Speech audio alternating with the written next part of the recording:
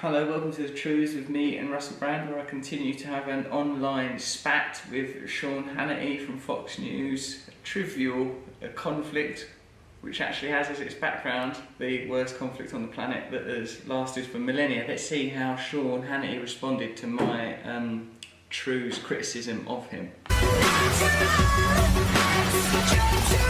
Welcome back to Hannity. All right, yesterday, Russell Brand, a D-list actor, better known for his failed marriage to Katy Perry, recorded himself going on a 12.5-minute tirade against little old me. He's already got into trouble by trying to present himself sympathetically as little old me, when he started off mendaciously and vindictively playing one of Katy's pop songs and going, mostly famous for his failed marriage. That's a mean-spirited approach. But in the background there's like Hamas and Hollywood. So it's about this serious thing, and Sean's sort of trivialising it. Maybe it's my fault because I did say accurately that he looks like the Ken doll from Toy Story 3. You will now check that and we'll know that it was right. Sean's upset about it, look. I feel so bad that Russell doesn't like my style of interviewing. That's not a style of interviewing that Sean's got. He doesn't like my style of interviewing. It's not a style of interviewing. It's because he got that bloke on, that Youssef fella, to talk for Muslim people, then didn't let him answer. It's not a style. What's your style of interviewing, Sean? I don't let people respond to questions that I ask them, and then I bully them and berate them and victimise them and just advance my own agenda aggressively. Oh, that's an interesting style. That's not a style of doing it, that's not doing it. 3,000 rockets, Russell, fired into Israel. 2/3 of the Israeli population in bunkers in just the last month. Now, Russell, if you're watching, and I'm sure you will, take a close look at your TV, because I need to educate you, because you're kind of dumb and ignorant. Now this, what I'm about to show you, to educate you, is the charter of the internationally recognized... If you are going to educate someone, don't mispronounce basic components of the English language. This is the international chapter of the internationally recognized... Right, but I'm looking forward to the education. I'll read it with you to help you. I'm all ears, Sean. I'm ready to learn. Maybe, like, education can come from any place. Maybe this peculiar, bigoted man has within him some sacred knowledge that will come bubbling to the surface. Israel will exist and will continue to exist until Islam will obliterate it, just as it obliterated others before it. In fact, Hamas will seek to destroy Israel at any cost, even by using fellow Palestinian women and children as human shields. Do you see what he done? He held up a little bit of the Hamas charter, which he said underneath it was in 1988, which of course was full of sort of quite aggressive rhetoric, obliterate Israel and all that kind of stuff. But remember that Hamas probably are defending the idea of the territory that existed before Israel was placed on top of where they live. They're probably really angry. Then what Sean does is something really interesting. He has the text up of the Hamas charter, then he moves seamlessly into his opinion about human shields. I'll tell you why he has to do that as opinion, because there's no evidence that Hamas are using women and children as human shields. No one there has said that's happening, except for people like Sean Hannity. But apparently Russell can't get it through his thick head and possibly fathom that this is the reality. It's not a reality. It's a combination of speculation, conjecture, and highly contextualised and selected information. That's not reality. He's piecing together a narrative that fits in with Fox's worldview and his own bigoted worldview. That's not reality. It's a tiny aperture through which bigoted and particular information is glimpsed. That's sort of the opposite of all-encompassing, wonderful, unknowable reality. And joining us now is Bernard McGurk. Hello, Ken. There's nothing wrong with bigots having a good laugh together. Hello, Ken! Oh, you guys. If Sean's having a panel, we're having a panel on the Trews. With me, I've got Jesus, there he is, smiley mask Jesus, a bunch of flowers, and Mahatma Gandhi. They're all joining us. Gandhi, ironically, would have been dubbed as a terrorist by Sean Hannity because of his opposition to the sanctioned power of the British Empire when the Indian independence movement kicked out British colonies. That's a good point, Russell. I was going to say, Brand got that one right. Anyway. I know, it's a compliment. A compliment.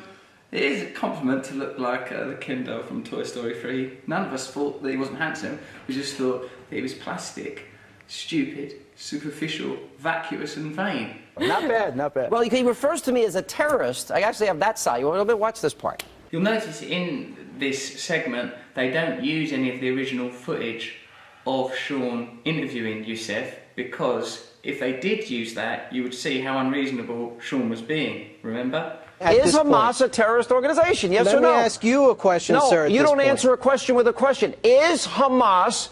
What part of this can't you get through your thick head? Is Hamas a terrorist organization? That poor guy Youssef, I love him a little bit as a result of that. Please, Sean. Oh, God. What's Sean done? He punched me. I mean, this guy's got a skanky look. He looks like he cooks meth and sleeps in his car. I wouldn't be calling. Drug addictions are a real issue. That's not a derisory remark to be bandied around. I'm 11 years clean in recovery.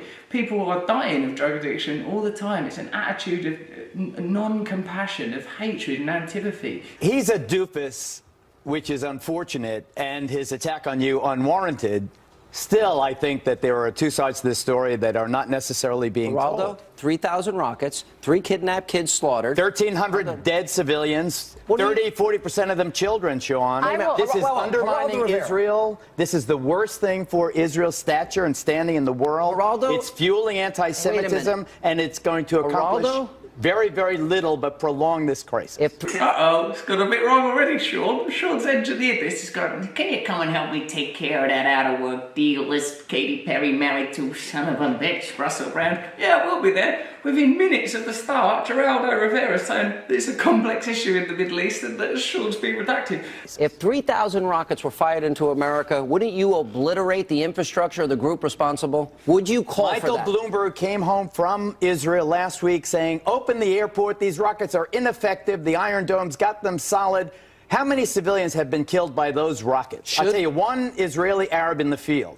They didn't explain to Geraldo what his job was meant to be. He obviously didn't see this bizarre fascistic logo of the show. He's not spent any time watching, Sean. He's come out and spoken like a reasonable human being. You have seen what happened in that hospital. We've seen what happened at the UN school today, Sean. We can no longer ignore what is happening. The thing is, as we've said before, words like terrorism. At the time of the American Revolution, the American revolutionaries that beat, us, Britain, we regarded them as terrorists. We're like, hey, what are they doing? We're in charge of that colony. They wanted to be independent. We regarded them as terrorists. Terrorists just a word. Nelson Mandela, before he's like, oh, lovely old cuddly Nelson Mandela. Terrorist. It's evocative and provocative and one-sided, and a kind of dictatorship of language.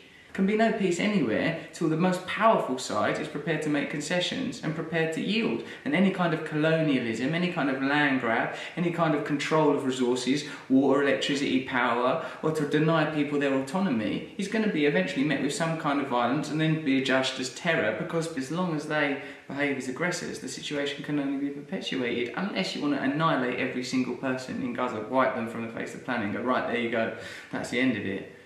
That's the other alternative, I suppose. I do actually have something to say about that, because particularly to get back to these celebrities that are pro-Palestine and increasingly anti-Israel, because they increasingly sound just like Russell Brand, like they're drinking cocktails of stupidity and bigotry. Sound delicious. Where did you get yours? These ignorant stars, though, don't want peace. You had 100 Spanish stars, including Penelope Cruz and Javier Bardem, wrote an open letter accusing Israel of genocide. We ought to be very, very afraid about what's going on in Europe. You know what's the real problem here is Penelope Cruz and Javier Bardem and the bloke that was Puss in Boots in Shrek. Javier Bardem characterised the war as one of occupation and extermination against a people without means, confined to a minimum of land, without water, and where hospitals, ambulance and children are targets and alleged terrorists. In the horror of what's happening now in Gaza, there is no place for distance or neutrality. I cannot understand this barbarism, even more brutal and incomprehensible considering all of the horrible things the Jewish people have gone through in the past. Javier, you ignorant star, with your talk of peace. You know what's scary? Everything's backwards. I got to tell you, if you don't have moral clarity that Israel has the right to defend themselves here, Bernie, I think this world is screwed up beyond any... Sean, the truth is, it isn't screwed up beyond the point of recovery. Recovery is possible, but you are not helping, Sean. You're making it much worse.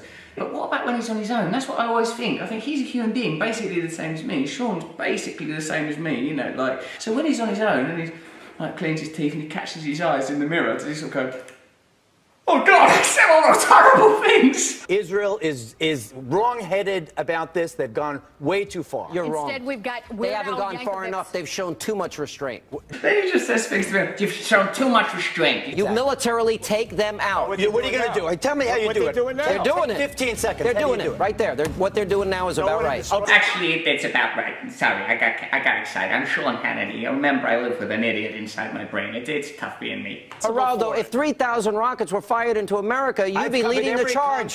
He's obsessed with these 3,000 rockets, Sean. And because of his vitriol and propaganda, here is some information that you should have about what's happening. The current conflict began with Hamas rocket fire. We hear that all the time, don't we? That's always in the news. Oh, it's Hamas, those rockets and everything. Israeli security sources who spoke on condition of anonymity assessed that Hamas had probably launched the barrage in revenge for an Israeli airstrike several hours earlier, which killed one person and injured 3 more. Before the start of the conflict, Israel arrested approximately 800 Palestinians without charge or trial, killed 9 civilians and raided nearly 1,300 residential, commercial and public buildings. Israel wants a ceasefire, but Hamas doesn't. You hear all the time that Israel wants a ceasefire. Hamas leader Khaled Mashal said Hamas wanted the aggression to stop tomorrow, today or even this minute, but they would like the blockade against Palestine lifted. He added, "We will not shut the door in the face of any humanitarian ceasefire backed by a real aid programme." Also, there is a claim that Hamas rule, not Israel's blockade, is to blame for the humanitarian crisis in Gaza. Israeli officials have confirmed on multiple occasions that they intend to keep the Gazan economy on the brink of collapse. The military made precise calculations of Gaza's daily calorie needs to avoid malnutrition so as to restrict the quantity of food it allowed during a blockade. They made calculations of what the calorific requirements were and to keep it restricted. They're trying to keep people on the brink of poverty. It sounds to me like a really complex and ugly situation. I didn't find your informative segment very helpful at all, Sean. I didn't think you educated me at all. In fact, I think you obfuscated the situation more, provided more incendiary and emotive disinformation and confusion and hysteria that you couldn't even back up with a pre-packed panel. I'm telling you, Sean, it's... All right, we gotta go. By the way, if you want Russell Brand to shut up, have Mark Levin attack him. It worked with Jon Stewart. And then at the end of it, Sean picks up a football and starts sort of joshing and playing, and that's what I find most offensive about this. They begin it with a pop song, they end it sort of joshing and mucking around and having a laugh when talking about really serious, difficult issues. To them, it's just a game. To them, it is just entertainment. That's what I find most difficult about it. Sean, you're a human being. Come back to humanity, Sean. You've lost yourself, mate. Tonight when you go home, look in the mirror for a little while. Take a deep breath. Remember how you were as a child. Remember how you feel about the people you love. Remember that all human beings everywhere, they have those sensations and those feelings. And try to speak from a perspective of love, not from vengeance and hatred. Thank you very much to my panel, Jesus, the flowers, Gandhi, thanks for coming. That was the truth. Thank you very much.